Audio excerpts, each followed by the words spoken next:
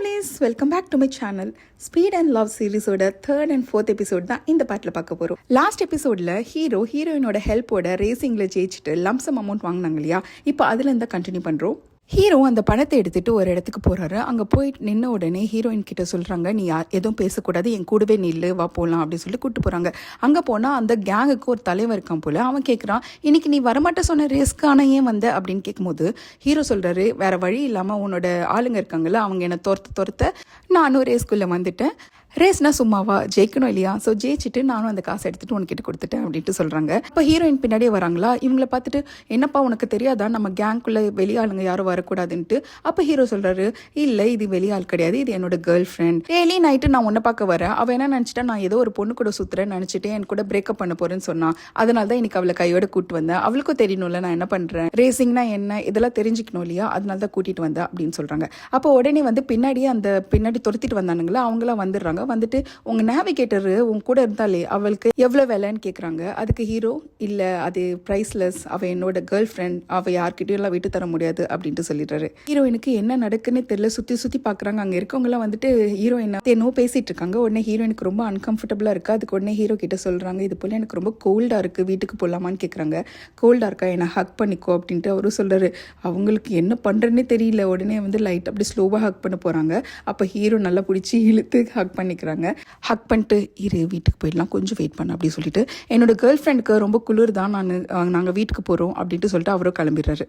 காருக்கு வந்த பிறகு தான் தெரியுது, ஹீரோயினுக்கு மட்டும் படப்படன்னு இல்லை, ஹீரோக்கும் படப்படன்னு தான் இருக்குது. ஏன்னா அவர் வெளியால் யார் கூட்டிகிட்டு வந்தாலும் இவங்க அலோவ் பண்ண மாட்டாங்க. அந்த ஒரு ரீசனுக்காக தான் கேர்ள் ஃப்ரெண்டுன்னு போய் சொல்லி அங்கேருந்து கிளம்பி அவங்க ஒரு பீஸ்ஃபுல்லான பிளேஸ்க்கு இறங்குறாங்க. அந்த இடத்துல ஹீரோயின் கேட்குறாங்க, நீங்கள் இந்த மாதிரி ஒரு வாழ்க்கை வாழ்ந்துட்டு இருக்க, தயவு செஞ்சு கொஞ்சம் திருந்தி வாழலாமே. என்னதான் ரேசஸை ட்ராக் பண்ண முடியாது அப்படின்னாலும் இன்னைக்கு ஒருத்தர் விழுந்து நல்லா அடி வாங்கினா இல்லையா, அது மாதிரி நாளைக்கு நீ இருக்க மாட்டேன்னு என்ன நிச்சயம், தயவு செஞ்சு இதுலேருந்து வெளியில் வா அப்படின்ட்டு சொல்கிறாங்க.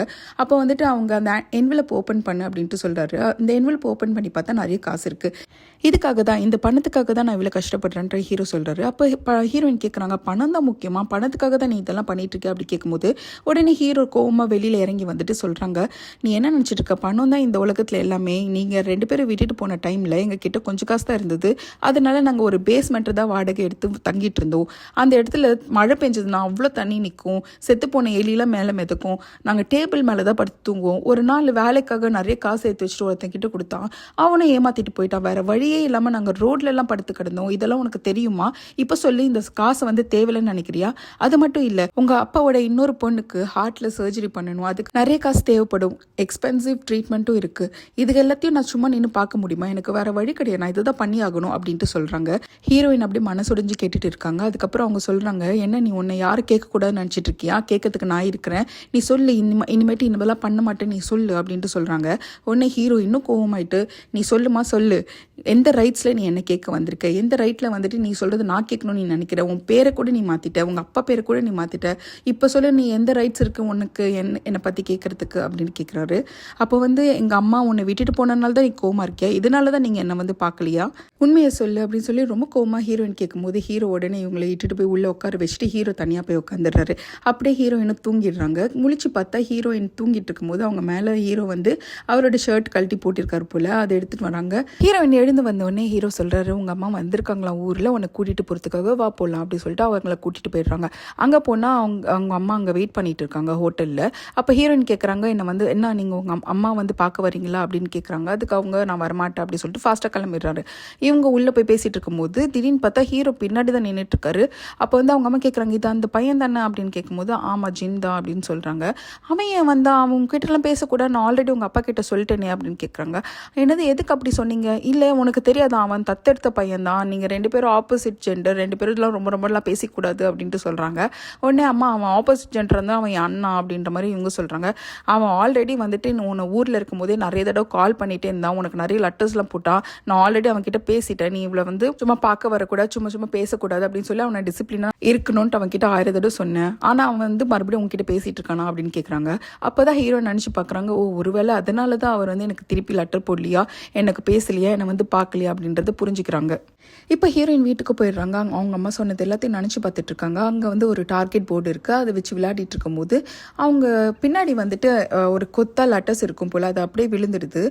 அதில் பார்த்தா எல்லாமே வந்து ஹீரோயின் எழுதின லெட்டர்ஸ் தான். ஹீரோயின் ஒவ்வொரு லெட்டருக்கும் ஹீரோ வந்து ரிப்ளை பண்ணுற மாதிரி பின்னாடி அந்த டைமில் ஹீரோயின் எப்படி இருந்திருப்பாங்க, ஹை ஸ்கூலில் படிக்கும்போது எப்படி இருப்பாங்க, அந்த மாதிரிலாம் வரைஞ்சி வச்சுருக்காங்க. லாஸ்ட்டாக ஒரு லெட்டரில் வந்துட்டு நான் இனிமேட்டு உங்களுக்கு லெட்டரே போட மாட்டேன், நீங்கள் எனக்கு ரிப்ளை பண்ணல அப்படி சொல்லியிருப்பாங்க இல்லையா. அப்போ வந்துட்டு நான் உங்களை மிஸ்ஸே பண்ணல அப்படி சொல்லி எழுதியிருப்பாங்க. நான் உன்னை ரொம்ப மிஸ் பண்ணுறேன் அப்படி சொல்லிட்டு எழுதி வச்சிருப்பாரு. எல்லாம் படித்து பார்த்துட்டு நான் எப்படி இருந்தனோ அதே மாதிரி தான் நீங்களும் இத்தனை வருஷமாக இருந்திருக்கீங்க அப்படின்னு நினச்சிட்டு ரொம்ப அழறாங்க. இப்படி அழுதுட்டு இருக்கிறத வந்து அவங்க தங்கச்சி இருப்பாங்கல்ல, குட்டி தங்கச்சி, அவங்களும் வந்து பார்த்துட்டு அக்கா எதுக்கு அழறீங்க அப்படின்னு கேட்குறாங்க. உனக்கு ஜின்னு எங்கே இருக்கார் தெரியுமா அப்படின்னு கேட்கும்போது அவங்க வந்து ஆல்ரெடி ஒரு அட்ரஸ் எங்கேயோ எழுதி வச்சிருப்பாங்க போல, அதை எடுத்துன்னு வந்து கொடுக்குறாங்க. தேங்க்ஸ்ன்னு சொல்லிட்டு இவளும் அங்கே கிளம்பி போயிடுறான்.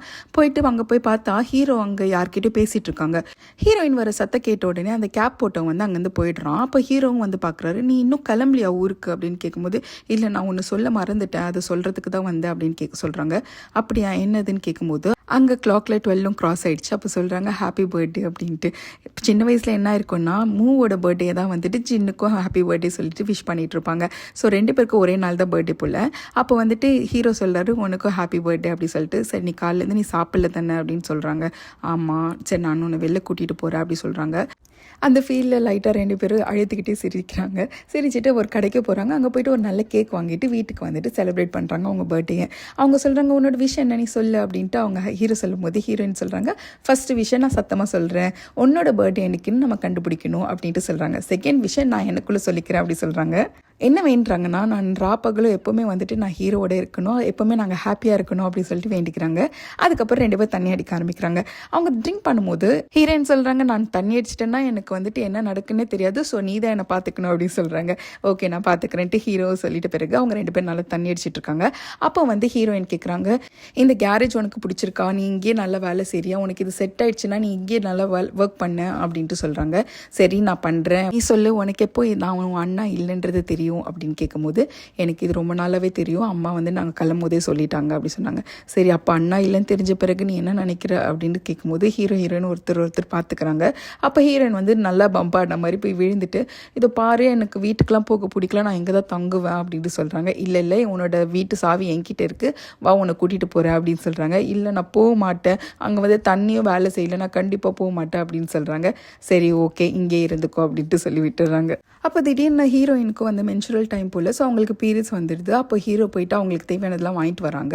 நீ உள்ள உள்ள ட்ரெஸ் வச்சிருக்க, அதோ போட்டுட்டு நீ படுத்துக்கோ அப்படின்னு சொல்கிறாங்க. அப்போ நீ எங்கே தங்குவான்னு கேட்கும்போது, நான் வந்துட்டு பக்கத்தில் ஃப்ரெண்ட் இருக்கான் அவன் வீட்டுக்கு தங்கிடுறேன் அப்படின்னு சொல்கிறாங்க. அப்போ வந்து ஹீரோயினை குளிச்சுட்டு வராங்க. வந்த வெறும் டிஷர்ட்டோட சுற்றிட்டு இருக்காங்க.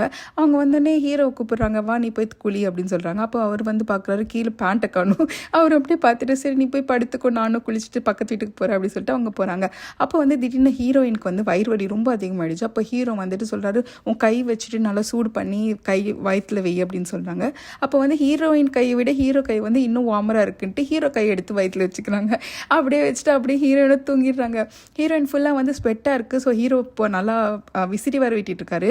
ஹீரோயினை வீட்டில் தங்க வச்சதுக்கு ஹீரோ இந்த கஷ்டத்தில் அனுபவிச்சுட்டு இருக்காரு. மார்னிங் எழுந்ததும் அந்த கேரேஜ்க்கு ஒர்க் பண்ணுறதுக்கு ஆளுங்க வராங்க. அவங்க உள்ளே போகும்போது இருங்க உள்ளே போகாதீங்க, அங்கே என் கெஸ்ட்டு தூங்கிட்டு இருக்காங்கன்னு சொல்கிறாங்க. அப்போ ஹீரோயின் பார்த்தா 12:30 மணிக்கு எழுந்து வெளியில் வராங்க.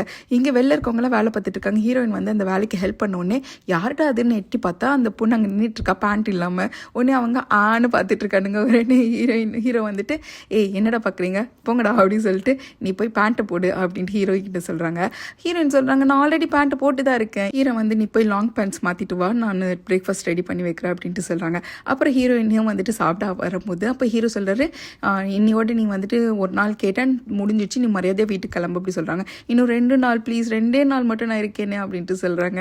சரி ஓகே, ஆனால் இந்த வெஜிடபிள்ஸ் எல்லாம் நீ ஃபுல்லாக சாப்பிட்டு முடிச்சேன்னா உன்னை நான் இருக்கிறதுக்கு விட்டுறேன்னு சொல்கிறாங்க. அப்போ ஹீரோயினும் ரொம்ப கஷ்டப்பட்டு அந்த கேரட்டு ஸ்ப்ரிங் ஆனியன் எல்லாம் சாப்பிட்டுட்டு இருக்காங்க. இன்னொரு பக்கம் வந்து இந்த பாக்ஸிங் மேட்ச் நடக்கும்போது ஒருத்தர் ஸ்பான்சர் இருந்தார் இல்லையா, அவரை காமிக்கிறாங்க. அவர் வந்து யாரோ ஒருத்தர் வந்து ஃபோட்டோ வச்சு தேடிட்டு இருக்காங்க. என்ன இருக்குன்னா, அவர் வந்து ஒரு தடவை ரேசிங்க்கு ப்ராக்டிஸ் பண்ணிட்டு இருக்கும்போது அவருக்கு முன்னாடி வந்து ஒரு கார் பாஸ் பண்ணி போகுது. அவ்வளோ ஃபாஸ்ட்டாக போகுது, நிறைய மோட்டர்ஸ்லாம் வச்சு இருக்கும் போல். அந்த கார் வந்து இவரை பாஸ் பண்ணி அவங்களும் ரேஸ் பண்ணுற மாதிரி ரொம்ப ரேஸ் பண்ணிட்டு ஃபாஸ்ட்டாக போகிறாங்க. இதை நோட் பண்ண அந்த ஸ்பான்சர் வந்துட்டு, ஓகே இந்த கார் கிடச்சா நம்ம வந்து ரேசிங்கில் நல்லாவே பண்ணலாம், இல்லை இந்த மெக்கானிக் கிடச்சா அட்லீஸ்ட் நம்ம இந்த காரை ரெடி பண்ணவங்க கிடச்சா அட்லீஸ்ட் நம்ம வந்துட்டு நமக்கு ஏற்ற மாதிரி காரை இது பண்ணிக்கலாம், கஸ்டமைஸ் பண்ணிக்கலாம் அப்படின்ட்டு யோசிக்கிறாரு. எனக்கு கண்டிப்பாக இந்த ஆள் வேணும், எங்கே இருக்கான்னு கண்டுபிடிங்க அப்படின்னு சொல்கிறாங்க. அப்போ வந்து அந்த வேலைக்கார ஒருத்த வந்து சொல்கிறா, இது போல் அங்கே ஏதோ ஒரு மெக்கானிக் கேரேஜில் தான் இவங்க இந்த காரை ரெடி பண்ணியிருக்காங்க, அந்த காரை வந்து இது வரைக்கும் எங்களால் கண்டுபிடிக்க முடியலன்னு சொல்கிறாங்க. எனக்கு தெரியாது, இந்த ஊரை அலசியாவது எனக்கு அந்த ஆள் இல்லைனா அந்த கார் ரெண்டுத்தில் ஏதாவது ஒன்று கிட்ட வந்து சேர்ந்தே ஆகணும் அப்படின்ட்டு அந்த ஆளுங்களுக்கு சொல்லி அனுப்பிச்சிடுறாங்க. ஸோ இந்த சீனோட தான் இந்த எபிசோட முடிக்கிறாங்க. இந்த வீடியோ உங்களுக்கு பிடிச்சிருந்தா லைக் போட்டுக்கோங்க. என் சேனலுக்கு சப்ஸ்கிரைப் பண்ணலன்னா சப்ஸ்கிரைப் பண்ணிக்கோங்க. தேங்க்ஸ் ஃபார் வாட்சிங். நம்ம நெக்ஸ்ட் வீடியோவில் பார்க்கலாம்.